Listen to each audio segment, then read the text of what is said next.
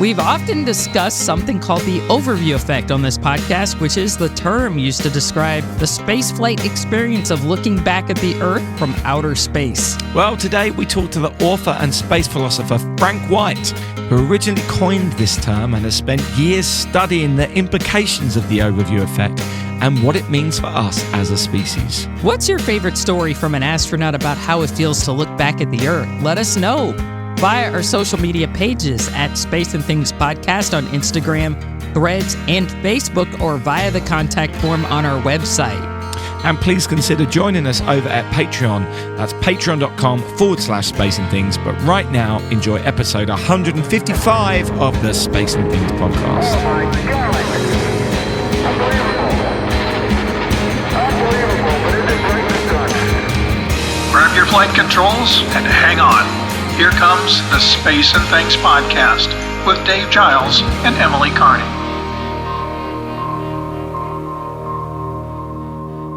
I'm Emily Carney. And I'm Dave Giles, and welcome to episode 155 of our podcast. How you doing, Emily? I'm doing great. How are you doing, Dave? Yeah, not too bad. Not too bad. I've got a lovely scented candle on in here at the moment. I'm enjoying it. Anyway, on to this week's... Nice. Yeah, it's... hang on.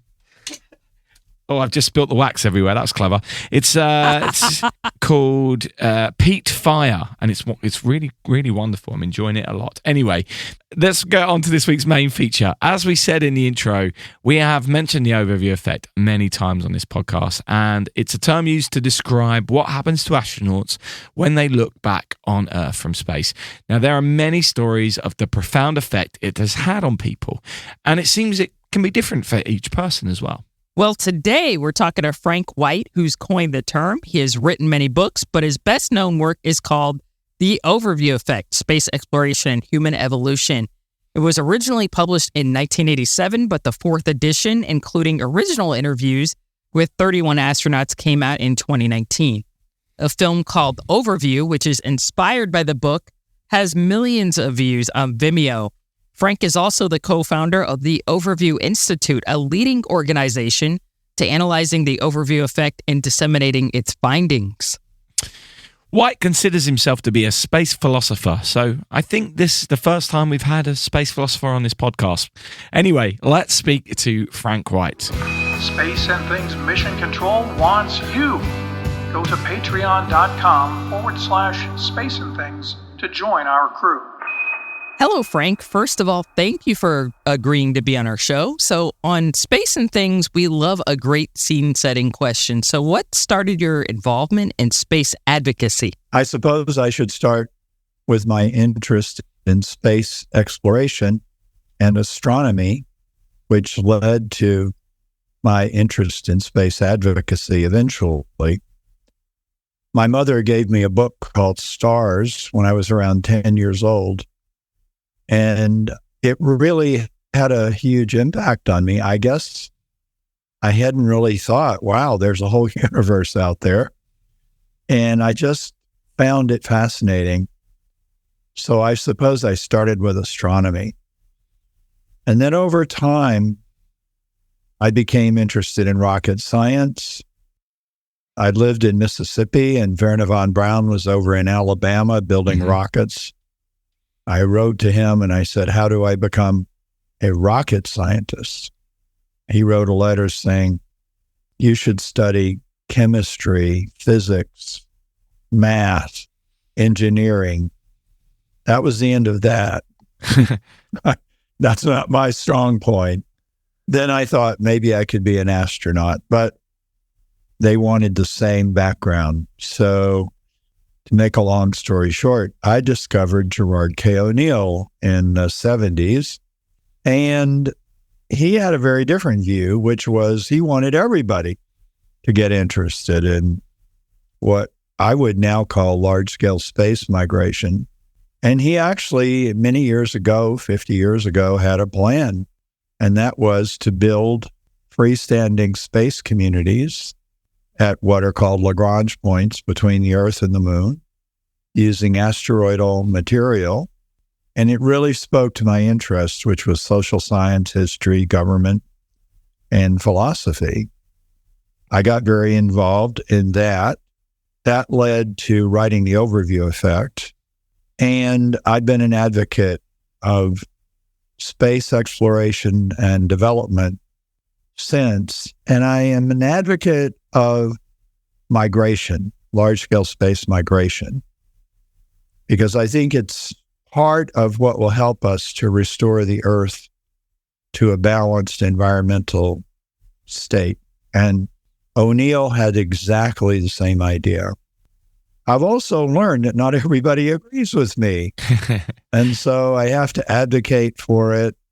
I have to speak on its behalf. And, it's hard to do that because the vast majority of people on planet Earth don't realize that we're in space. They don't realize the Earth is in space. And what we're really talking about is moving off of the spaceship and giving it a chance to recover. So there's a lot of education that has to be done here. A lot of people share the urgency about the environmental situation on our planet, but they do not have the option of moving beyond the limits of the planet itself as a potential solution. This is what I'm really focused on today. And of course, I haven't even brought up the overview effect yet, but we could talk about that. It's part of the picture. Actually, while we've got you on this subject, I think I just want to drop in a question. When you said that there are people that are opposed to the idea of space migration, what is the biggest complaint that people have about it? I would say there are two main issues. One is there's a sense of mistrust of humanity, which I understand, to be honest. The idea is, well, you're trying to escape the problems that you've created on this planet, and you're going to go to Mars and make a mess of Mars. Or you're going to the moon, you're going to make a mess of the moon. Now, I do think that's a concern. I think there must be a paradigm shift, a consciousness shift in the human species to avoid that. Just leaving planet Earth and going somewhere else does not mean we'll do a better job. And therefore, I and my colleagues really have to speak to the space community as well as the community that is skeptical about this. There's a built-in assumption that the solar system will become a playground for the rich. And that is a really short-sighted idea because in order to make it work well, and even to make it a business proposition, it would need to be, again, large scale in nature. The market for elite space travel is going to be reached fairly quickly. So space for all has to be the practical and the ideal view. So that's one of the problems. I think the other problem is that there's been a distorted view of space exploration that it is anti-environmental inherently. And so immediately when commercial space travel started, critics started calculating how much damage it was doing to the atmosphere. Okay, that's fair enough too. We really need much less toxic fuel. But those analyses were never or rarely applied to air travel or even to early government space travel. But there is a mindset that views just the physical aspect of space travel to be inherently anti-environmental. Those are the two big things I see. And these are legitimate concerns. But what I want to do, and my friends and colleagues want to do, we want to reach out to environmental organizations, and we want to say we're environmentalists too. Most of the people I work with were environmental to start with, and then they saw the potential benefits of migration, which incidentally is a very natural human behavior. They saw the benefits of migration and easing the burden on the planet's carrying capacity. And so they're now interested in how we can make that happen. Those are the reasons. And all of these issues can be resolved and they can be discussed, I think, rationally. And that's what we need to do. We need to have a conversation about it. All right.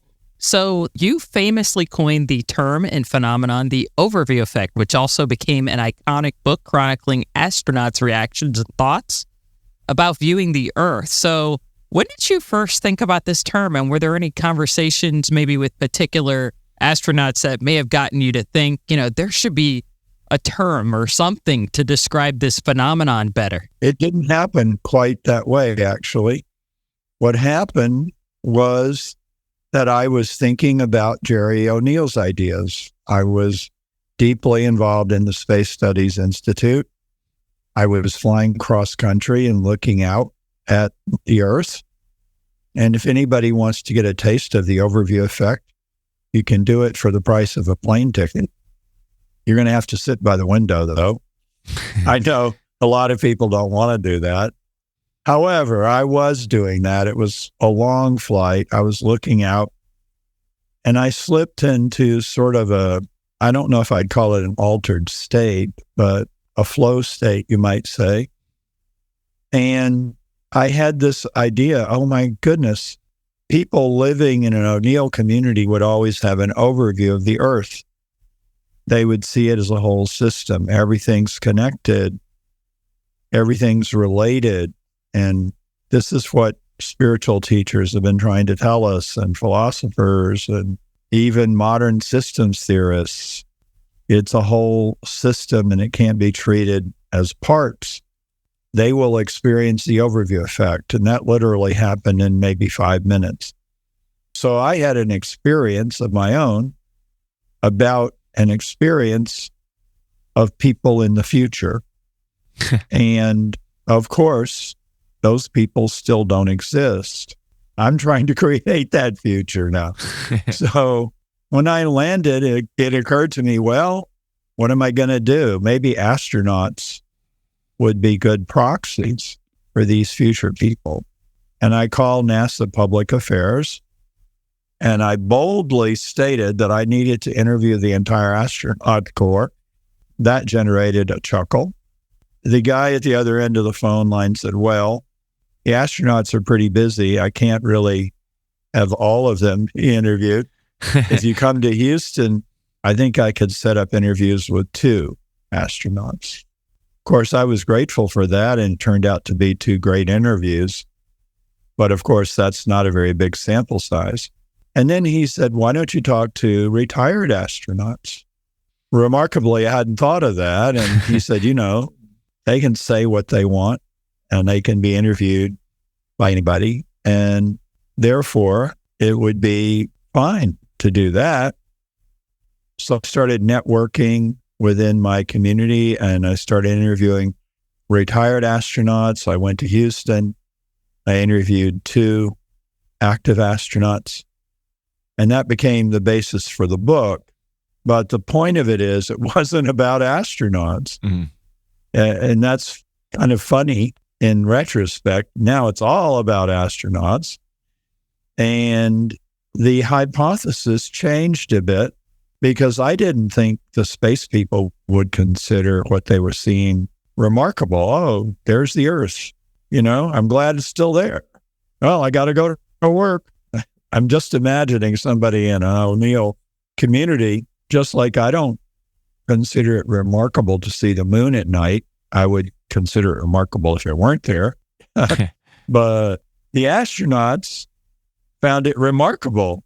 When they went into orbit or went on a suborbital hop or even went to the moon, what they saw caused a paradigm shift, because they experienced this reality of who we are and where we are in the universe. And the Earth really is a spaceship. And increasingly, astronauts are talking about it as a living thing, as an organism, because unlike these space people I imagined, the astronauts, like us, were born on planet Earth. They always came back to planet Earth.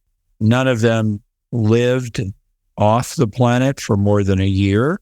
So their reaction was different. And in an interesting way, what the overview effect is came to be slightly different. Now, someone will have the opportunity to see what happens with permanent space dwellers. And I hope somebody will build on that work, because that would be very, very interesting. This, again, is an environmental consciousness, mostly. Most of the astronauts who come back, they're more humanitarian. They're more concerned about war and peace. They've seen the futility of it. They see the planet must be protected. They have a heightened environmental consciousness. And as to which astronauts have had the biggest impact on me, it's really hard to say. Edgar Mitchell certainly did.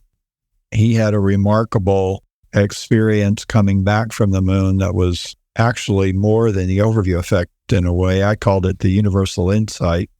He felt himself connected to the entire universe. Wow.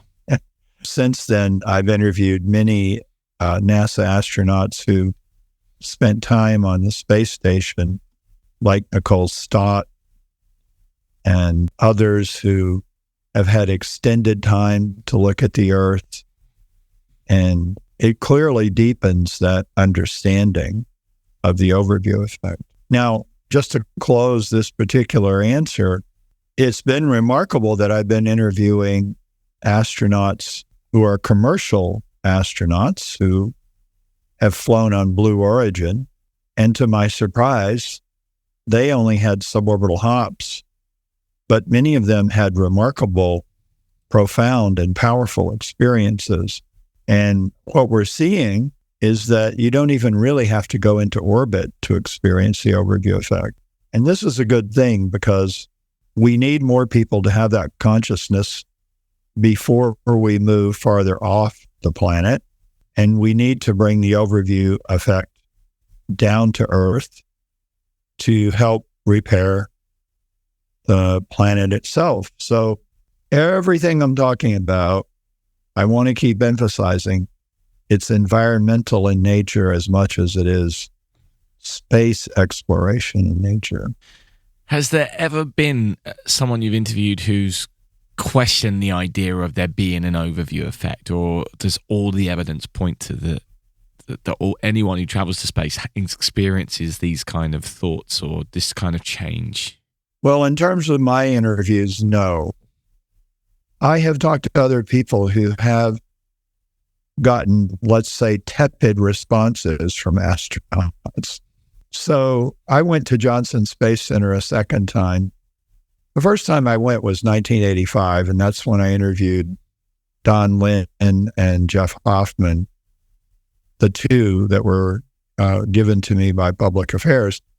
I went back in 2019. I interviewed 10 astronauts, 3 of whom were actually on the International Space Station at the time.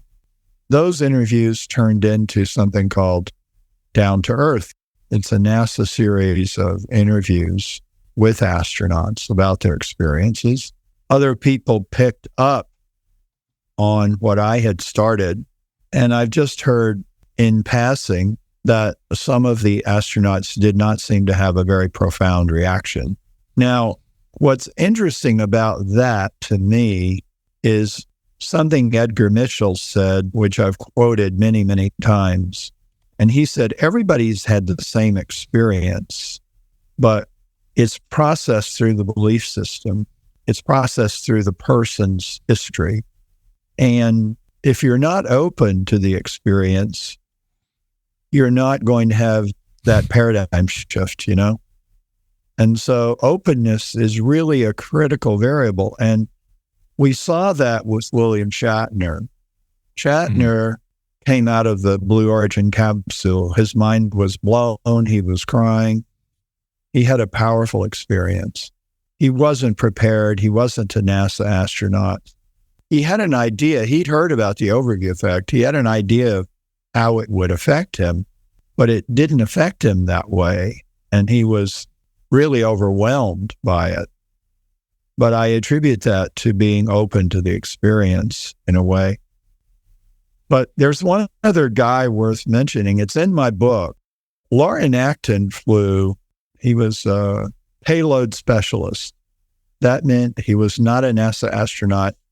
He went, I believe, to launch a satellite that his company owned. I think I have that right. And he told me, he said, I was so worried I was going to do it wrong. I really missed the whole experience. I really did. I just don't think I got it. Well, he's the anti-Shatner. And he's very honest about it, right? But he said, well, when I came back, people kept asking me, how was it? And I knew that I was supposed to see the atmosphere as being very thin. And yeah, I did see that. So I said, the atmosphere is very thin. And I knew that I was supposed to see it as a whole system. And I did. So I said, yeah, it's a whole system. The problem is some people have taken that and they've said, see, a lot of people don't experience the overview effect. Well, that's not exactly what happened. Loren was pretty honest about it. He didn't experience what he expected. He was so focused on his job, he didn't really have any experience that would be considered significant. But he had to answer questions when he came back. And he felt like, yeah, well, the atmosphere was thin, so I can say that honestly. So, I mean, unfortunately, I shouldn't say unfortunately, when you have a hypothesis and you put it out into the world, people are they're going to test it, say, well, what about this and what about that? But I go back to Mitchell. I think everybody does experience it to some degree, but it may not be as profound for everyone. And you can go to church and you can feel like you experience God and cry and be moved. Or you can go to church and look around and say, look at these ridiculous people. They believe in something they can't see. And it's the same building and quote unquote the same experience, but people come out of it differently. So what we really have coming up is a lot of people on Virgin Galactic and Blue Origin and Space Perspective who are going and they do want to experience the overview effect. And it's going to be fascinating what happens with them. I can't predict it, but I'm going to try to document it. Yeah, I guess the hard thing is managing hype, right? Yeah.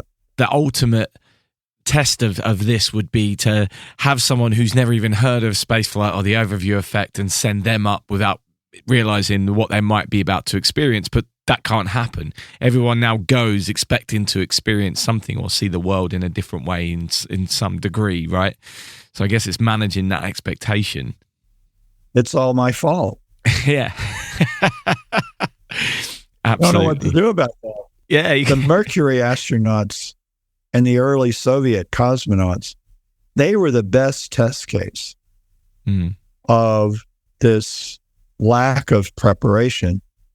They didn't know what to expect. And the lunar astronauts, the Apollo astronauts, many of them had very big, profound experiences. And you have to understand, going to the moon is dramatically different from going into orbit because it's the difference between being 220 miles above the surface or 240,000 miles away.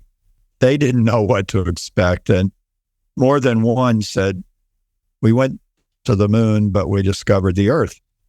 And so, yeah, we do have the hype. And yet, I still think it's going to be a valuable experience for people. Many of them will go with expectations, but still have those expectations strengthened.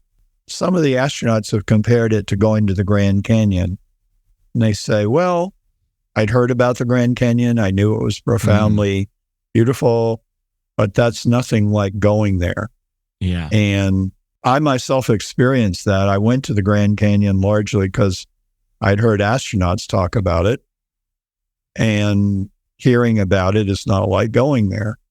And I happen to be a big fan of Paris. I love Paris as a city, and I'll go there anytime. And you can read about Paris, you can watch film about Paris, but you really won't understand Paris. So yeah, it is a challenge. And again, I've been asked many times, well, what are you going to say if people just get used to the overview effect and it doesn't have a big impact? And I'll say, that's what I was talking about at the beginning. It will just become part of our consciousness, right? It's okay. And then the other thing to think about is that space exploration will continue to change consciousness. People who go to Mars are not going to have the same experience. They're going to have more of what I call the Copernican perspective, which is more of an understanding of our place within the solar system, because they really won't see the Earth except as a little dot of light. That is going to change their consciousness pretty significantly. Yeah, that's for sure. Anyway, we've had a question from one of our Patreon subscribers, Alex Stryker, who asked, can the overview effect and the appreciation of life be compared to the feelings people have after they've survived a life-threatening disease or experience? Some of these survivors also talk in similar ways about how it positively changed their perspective on life. In some cases, maybe the whole ride into space and back also feels life-threatening. And can we attribute those feelings to some of what is the overview effect? Yes, I think that is possible.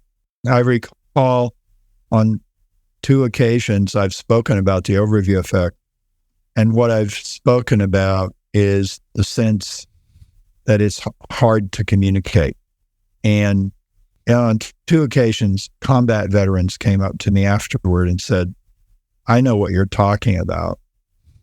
I just can't communicate what it's like to be in combat to a person who hasn't done that. And it's just very, very difficult.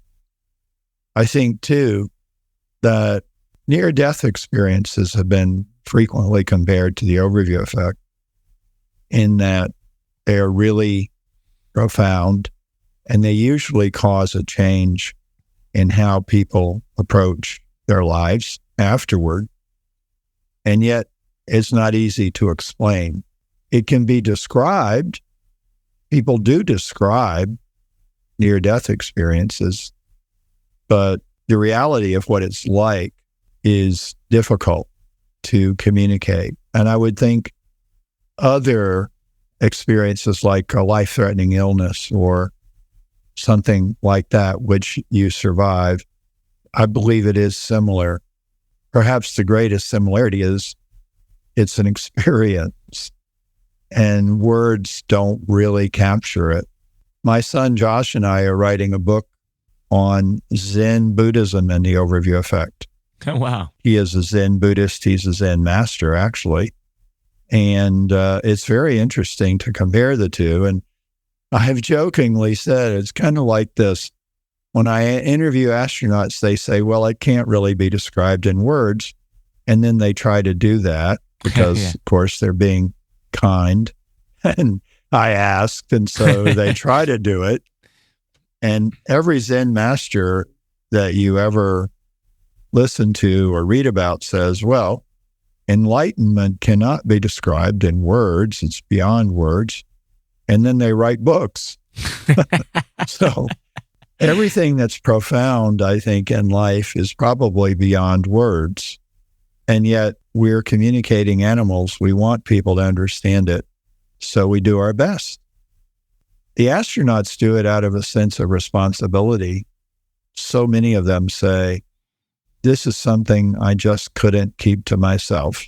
I'm obligated to do what I can to share it because it really is a message for all of humanity.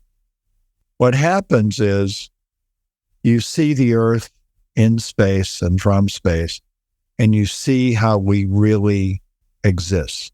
We live on a tiny ball of life against the backdrop of this immense cosmos. We're very lucky to be here, rather a miracle that we are here, and we just don't experience it on a daily basis. I don't know if you're familiar with Plato's cave, but quite a few people have compared the overview effect to Plato's cave. Plato was talking really about people of his time not understanding reality. He wasn't talking about the overview effect, but about reality itself. And he said it's like being in a cave and people are chained to their seats. They're staring at a wall and there's a fire burning, and it casts light on the wall, and there are people behind them marching back and forth, and they're creating images of animals and people, and they're essentially doing a play. And the people sitting there call that reality, this puppet play on the wall. And then one person breaks away and leaves the cave, goes outside, sees the sun, sees the world as it really is. And of course, he feels like he has to go back and tell them. Mm. Plato said people will either not believe him or they might even kill him because they don't want to hear that. Mm. They're okay with the cave. And I've also compared it to the mythical explorer fish. We do think that when fish first flopped up on land, they started an evolutionary journey that led to humans. Now, I've imagined the explorer fish going back into the water and saying, hey, there's this thing called land out there. I mean, it's really kind of amazing. And I want to tell you all about it. And the other fish say, don't we have enough problems here in the ocean that we don't need to hear about land? Well, yeah, but I mean, we could become something greater than we are. And it's reality. It's the truth. The ocean is not everything. Yeah, why don't you just try to be a better fish and don't worry about land? But I think that's what it's like. And I also think the explorer fish couldn't have imagined us sitting here talking about it. And it's not just a myth. I mean, there were explorer fish. But we try to speculate about the future of humanity off the planet, and it's hard to do because there will be biological and sociological and psychological changes, and our descendants may be dramatically different from us. And yet I believe they will come to exist in the future. Mm. All right. So our final question, getting back to your advocacy, you talked earlier about creating this future of mass migration to space and space communities. So tell us a little bit about your nonprofit, the Human Space Program. Although a lot of people don't see the connection to the overview effect, the Human Space Program is an idea that came to me as I was finishing the first edition of the overview effect. It was so clear from listening to astronauts that exploring the universe was much too big a job for national space programs. Of course, national space programs could do part of the job, but it really needed to be a planet-wide endeavor. All of humanity needed to get involved in the human space program. And a friend of mine, Bruce Shackleton, gave me an article talking about central projects. And central projects are this idea of doing something that's really challenging, and it really calls on the best energies of a society to accomplish it. And it goes on for a long period of time. And the classic example was the Gothic cathedrals, which people worked on those for years and years, and they're physical in nature, but they're also spiritual and they are inspiring to the people who work on them. I decided that we needed a central project called the Human Space Program that would be 1,000 years long. And incidentally, we're in year 23. It started in 2000, in my mind. Actually, the nonprofit did not get incorporated until 2019. But I waited through 4 editions of the book for somebody to create the Human Space Program, and nobody did. And I gave a talk at a reunion of mine, a college reunion, about it. And one of my classmates, Ted Fields, said, "I'd like to help you with that." So we co-founded the Human Space Program, and it's now a 501c3 nonprofit.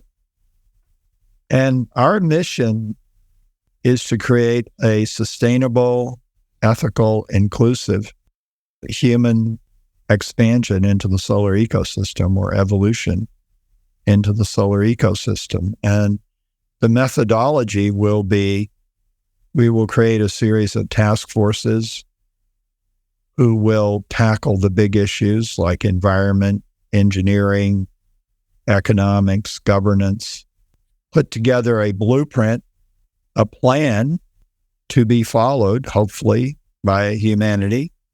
We'd like to get it adopted, by the governments of the world. And then we're building a simulation model.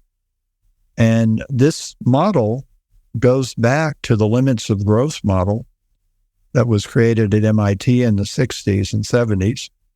We've taken that kind of thinking and expanded it into outer space. And I'm fortunate to say we have 2 people who worked on the limits to growth model back in the day who are helping us to create this new model. So we're going to test all of our assumptions and create alternative futures. And the great thing about this idea is, again, people from Blue Origin can help, people from the Sierra Club can help. We can get all kinds of people who maybe think they're on opposite sides of the fence to help create the model.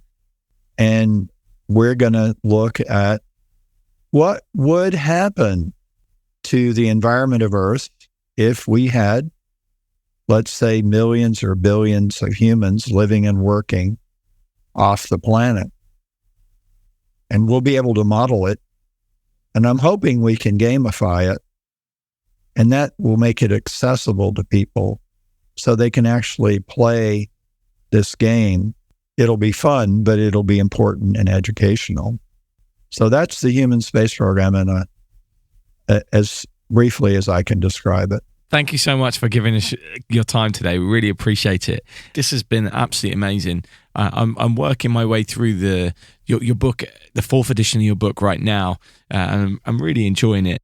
The possibilities are endless of what we could talk about here. And as I'm sitting here listening, I've got so many other questions that are coming to my mind that will just take us on such tangents that I'm trying to restrain myself. But I think we've really given people a great overview of the overview effect with this interview. Pardon that was awful. I apologize for that.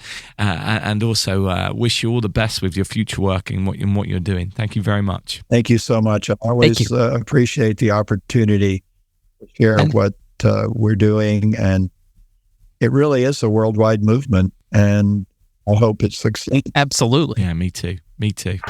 Time to get your booster shot. You're listening to Space and Things with Dave Giles and Emily Carney. I don't know where to start.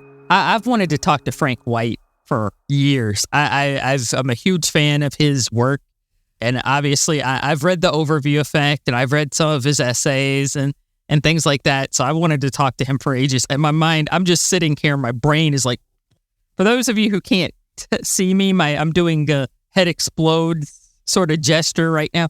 He's really incredible to talk to. I got a little emotional when he was talking about sort of the overview effect as it relates to, people who have had life-threatening illnesses or people who've been in the service in the military, because I can relate to that. Like, that's a weird. I haven't had a life-threatening illness. I don't want people to think, oh my God, Emily's dying. But I've been in the military, and I want to state I wasn't in like direct combat or anything like that, but I was on a ship.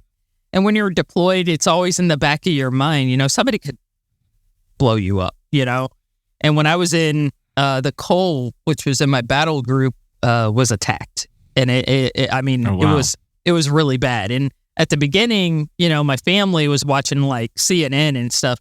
At the beginning, they weren't saying what ship it was. They were saying a ship in the Washington battle group. So my family was like, oh my God, did they get her? And obviously they didn't, but that whole time sort of changed my perspective on a lot of stuff, and I never really thought of it as being sort of a type of overview effect. I don't know. I never thought of that. It kind of blows my mind, but it does make sense. But if you haven't read his book yet, the iconic book about the overview effect, I believe he said it's in its 4th edition. It's really sort of an essential read because it really just sort of nails it down. And like he said, not every astronaut felt that way. Like he gave the example of Acton Lauren, who was, a payload specialist. And like he said, it doesn't disprove the hypothesis of an overview effect. But I think the thing with Warren was he was so concerned with doing his stuff right during that mission that he didn't really allow himself to like enjoy it, and that can happen to anybody. If you go to I don't know, I'm just throwing out an example here. We're not advertising Disney World, by the way. But if you go to Disney, and you're more concerned with the planning aspect of it versus the having fun aspect, you're not going to have as good of a time. And I think it's more of the same thing. It doesn't disprove that the overview effect exists. It's more of just this person was so involved in, I just want to get this right. I don't want to get clowned by anybody, my colleagues, that he just didn't really allow himself to enjoy it or to experience those things because he was so just in deep with what he was doing. So it certainly is the case that when I've read or when we've interviewed astronauts or read accounts or in books or seen interviews, the ones that are most striking is when they're in space and they've either taken some time or they've accidentally ended up with some time to be able to look. So obviously, Rusty Schweikart during his EVA, when the camera broke and Dave Scott had to go and get a camera and he was left with a few minutes just standing there, it is one that I can think of and looking at that wasn't in the schedule because these schedules get loaded up and these people are busy and so much money has been spent and they are almost machines when they're up there. And I think they feel the pressure of having to deliver the thing that they don't often get. I think it's different now in the ISS where they have time off and they've got the cupola and stuff like that. But certainly shuttle days and pre-ISS, pre-space stations, when they're there for a short period of time and they've got jobs to do. I imagine that sometimes they did forget that they were there. And also you notice it when I'm thinking Mike Mullane's book where he spoke about the second he's not his first flight, where he really tried to make sure he embraced being in space a little bit more because he knew how precious it was. So yeah, it doesn't surprise me that sometimes in the old days they may not have had that time to really look and think about what you're doing. So I'm trying to get my head around everything we've just heard. So there are many times when what is going on in my little bubble of life is the only thing that I can focus on. I live very much in the now and with some short and medium term goals. So things that I consider long-term goals are probably a lot less long-term than I imagine. But when I'm in this little bubble, it's really hard to even imagine there is a world going on outside of it. And yet, not only does it exist, it's a spaceship that's orbiting a star and we're in the middle of a huge universe. And that's a thought process which can really bog you down, I suppose. Or you can be like Frank or like the people at Think Orbital last week who think about the bigger picture and try to imagine what the future might look like, both in the time that we're going to be alive and much further into the future. And I guess I'm just super grateful. I think I said this last week, but I guess I'm just super grateful that these type of people exist to ask these bigger questions. And I enjoy being involved in these conversations, even though it's not really something I've given much thought to. Perhaps more than ever, it's easier to map out what the future might look like, but equally, there are many great unknowns. Perhaps the world needs more space philosophers. How does one become a space philosopher? That should have been a question I asked. Anyway, we've been listening to this interview. I'm thinking about futures where humans are born off planet. So maybe still in view of the planet. How do they view the planet when they never lived here? Does the overview effect become them looking at their spacecraft as they're visiting the Earth? Is it the other way around? And just also then the questions of what happens biologically when we have humans who aren't born on the planet, so on and so forth. Like there's so many huge questions. Yeah. How do people adapt to that environment biologically when they haven't been on Earth? They don't know what gravity is necessarily, or they don't have a concept of what gravity might be, possibly, or their concept is a lot different from ours. Yeah. Crazy. The more you think about it, the crazier it gets. I'm really excited for the future, but I'm also sort of like, it's going to be a big learning curve for, us from the old country, which is Earth, the old country. Yeah, it's going to be a big learning curve for us because there's just going to be a lot of things we just do not really understand. Yeah. Because we just haven't been to that. We haven't done it. Yeah. And my mind starts to think about what it would be like to drop someone into today's world from 50 years ago or 100 years ago or 500 years ago. How would they cope with what they're seeing? Would it just drive them a bit crazy? And how would we cope if we're taken into the future? And I said earlier that it's probably easier for us to envision the future, especially than perhaps people in their little villages 500 years ago. But I still wonder how we would cope knowing that those things are happening when that's so completely different from our current experience. And I've just taken us on a massive tangent. But I think that's what listening to someone like Frank does. It opens you up to a bigger picture, perhaps, and takes your mind on thought processes that you haven't even considered. Exactly. Yeah, exactly. These are things that normally you never think about, and normally, my day-to-day thoughts are like stupid stuff. Like, what do I have to do for work today? Does my car need an oil change? Yeah, what's for dinner? Is my car okay? Yeah. Where's my birth certificate? But it's important, and that's the whole point of it. Is it's important to us in our bubbles. It's so important. Anyway, a couple of other things that really caught my attention in there. One, in his opening answer, he said he wrote to Werner von Braun. I know. And Werner von Braun wrote back. I mean, what's that all about? I know, right? Yeah. As one does. Yeah, exactly. That's so cool. Yeah, an amazing story. And another highlight for me in that interview was the bit about the explorer fish. I love that. I love that analogy of when you look back at human evolution and the fact that these fish and them going back into the water and being like, hey, there's this thing called land. I love that. That was so cool. Yeah. Which also now gets me thinking, the animals that have gone to space, have they experienced an overview effect? How did they communicate it? Anyway, that's a whole other discussion that we could have at some point. Oh, yeah. That is a mind-blowing thought, though. Yeah, because, they must have had at least a sense they were not in a familiar spot. Absolutely. That's something to think about. Anyway, if you enjoyed that interview and you want to know more about Frank, please check out the links in our show notes, which you can find at spaceandthingspodcast.com, where there is an extensive archive of all our previous episodes and their show notes. Or you can just hit the link in your podcast provider underneath this episode. And of course, you can hear the full unedited episode over on our Patreon page and a bonus question, which isn't in the interview that you've just heard. So if you'd like to get involved with that, go over to patreon.com/space and things. Are you over the moon about this podcast? It's not just a phase. You're listening to Space and Things. So, Emily, what's caught your eye in spaceflight since last week? Well, a couple of stories. According to NASA, this is a finding I believe they found on the Mars InSight lander. which is now defunct. It's no longer working. I believe it went out of commission last year. But astronomers, and I'm reading this from a CNN article, have determined that the planet's spin is increasing about 4 milliarc seconds per year. Not milliseconds, milliarc seconds.